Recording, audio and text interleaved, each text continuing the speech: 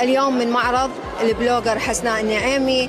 متواجدين لدعم الأسر المنتجة وأصحاب الهمم برعاية الشيخة عزة النعيمي.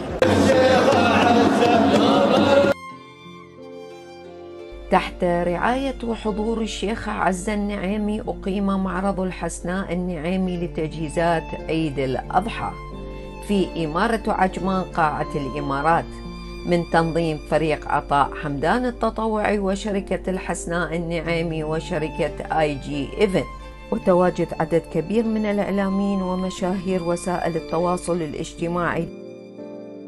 حيث عندما نتحدث عن الأسر المنتجة فإننا نتحدث عن عزيمة وعن اعتزاز بالنفس والثقة وعن معنى الصبر ومفهوم الكفاح،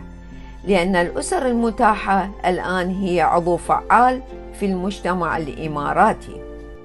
وأن منتوجات الأسر الإماراتية ومشاركتها لتعزيز الاستقرار وتحسين مستوى الاقتصاد لهم بإيجاد مصدر دخل بديل واستغلال طاقتهم ومواهبهم، وبذلك دعم بيئة التنمية وتعزيز دور المرأة في المجتمع ومشاركتها الفعالة في الاقتصاد الوطني، وذلك تحويل إلى مشروع تجاري ناجح وكأمل للاستقرار ليس يكون هدفا في حد ذاته، بل هو أداة لتمكين القطاع من مساهمة في تحقيق أهداف التنمية الشاملة من خلال زيادة الدخل وتنويع إنتاج وتوفير فرص عمل، حيث تقوم الأسر بإنتاج وتوزيع وبيع وتسويق منتوجاتها بالتعاون مع جميع أفراد الأسرة. فنرى المرأة تنتج من منزلها ما تستطيع صناعته من أغذية وحلويات ومعجنات وأكلات شعبية التي تعجز في تقديمها مصانع الأغذية والمطاعم المحلية والعالمية أحياناً.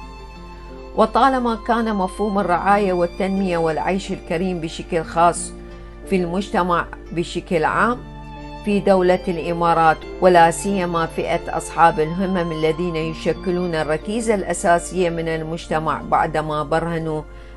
على ما يمتلكون من كفاءة ومهارات وقدرات خاصة في مجال الحرف اليدوية